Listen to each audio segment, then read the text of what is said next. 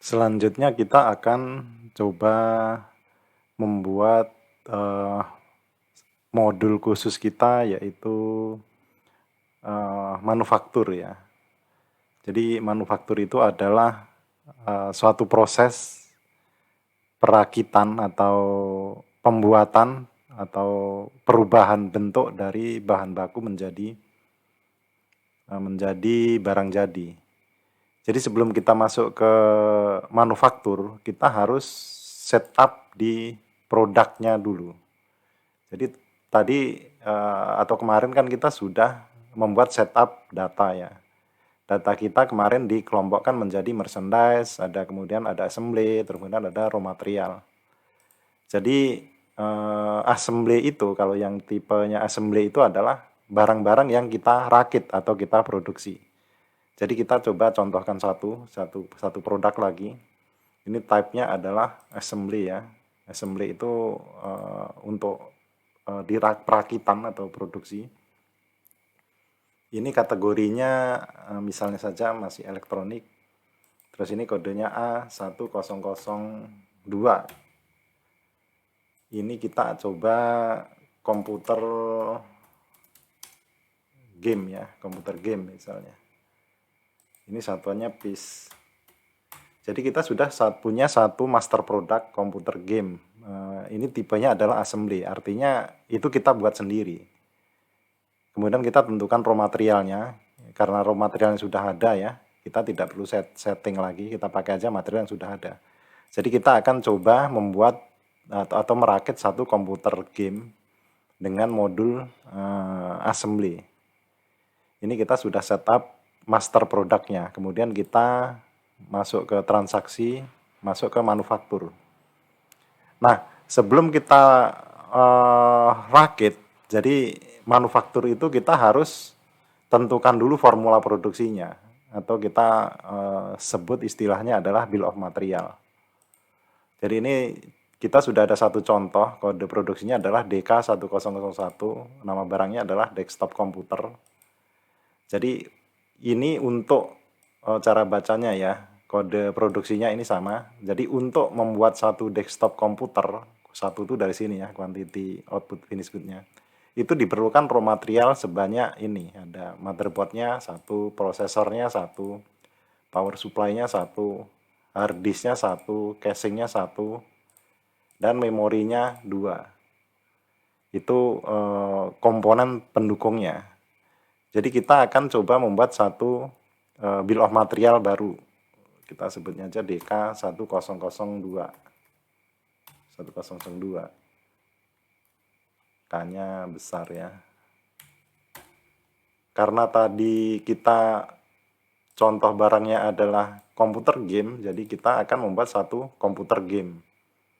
Jadi untuk membuat satu komputer game itu diperlukan kita copy saja ya dari atas, karena bahannya pasti sama ya. Untuk membuat satu komputer itu perlu motherboard, prosesor, power supply, hard disk, casing.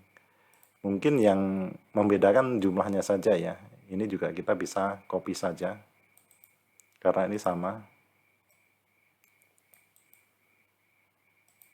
Nah, ini kita sudah punya satu bill of material untuk komputer game atau formula produksinya. Jadi ini harus quantity produksinya harus satu. Jadi artinya satu komputer game itu memerlukan, tinggal kita tentukan berapa perlu motherboard. Motherboardnya satu tentunya ya. Prosesornya juga perlu satu, power supply-nya satu, hard disk-nya satu, casing-nya satu. Memorinya 4 ya katakanlah ya, kita contohkan saja ya, biar beda dengan yang di atas. Kalau yang komputer desktop kan memorinya 2, jadi untuk komputer ini memorinya 4. Nah, sekarang kita sudah punya 2 bill of material atau 2 formula produksi.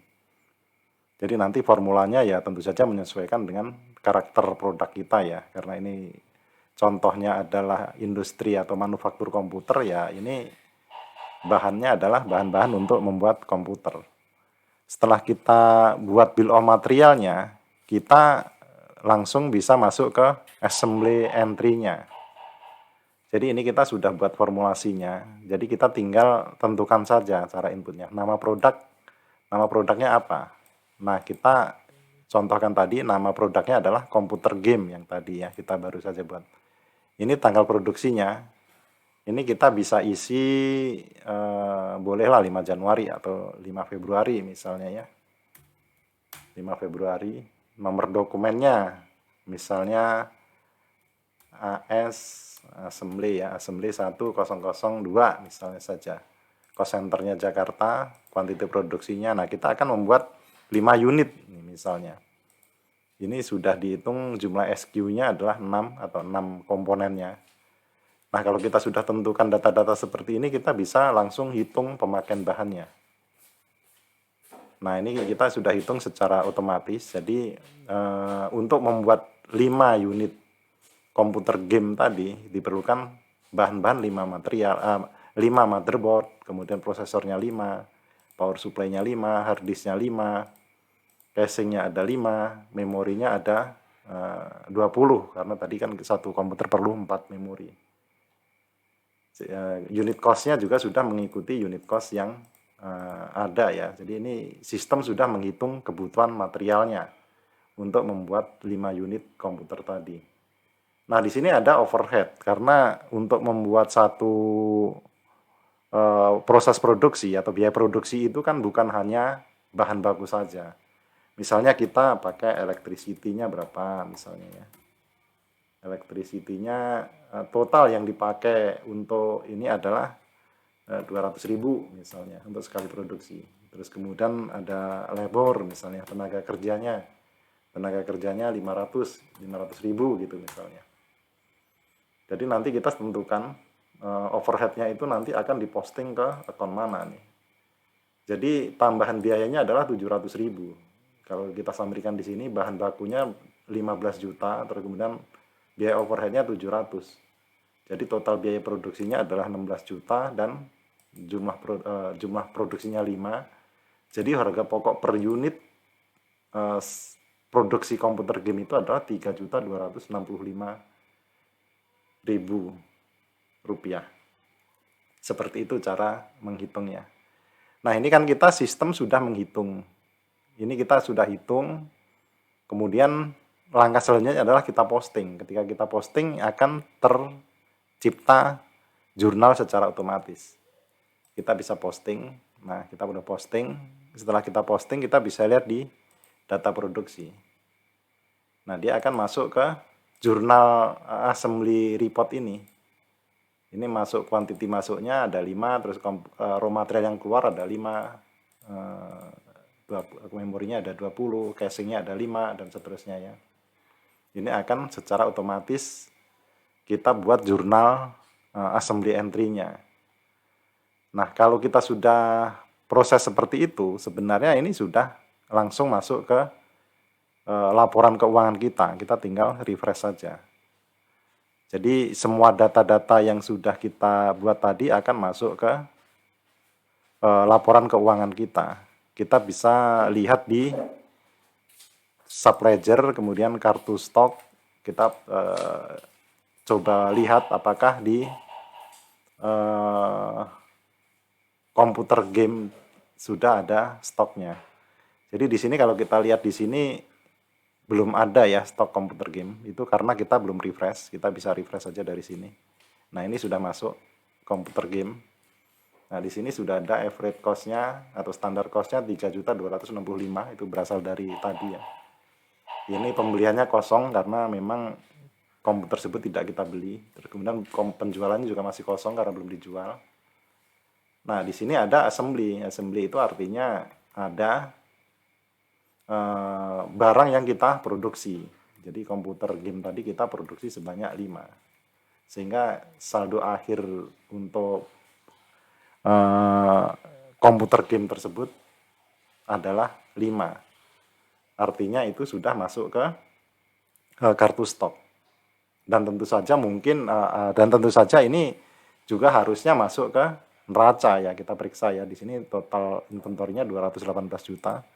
Kalau kita lihat laporan keuangan persediaan adalah 218 juta, ini sama dengan yang di kartu stok tadi ya. Artinya memang barang yang kita produksi tadi sudah masuk ke laporan keuangan kita, sudah masuk ke neraca kita, dan sudah masuk ke kartu stok kita. Jadi prosesnya hanya seperti itu untuk proses produksi. Nanti kalau misalnya ada produk yang lain, kita tinggal pertama seperti tadi kita harus setup dulu di master data, setup produk dulu tentu saja. Terus kemudian setelah kita setup produk, kita setup di bill of material. Bill of material itu formula. Jadi nanti formulanya juga kita harus tentukan. Untuk membuat satu barang A diperlukan raw material B, C, D, E misalnya. Ya nanti tentu saja disesuaikan dengan produk kita masing-masing.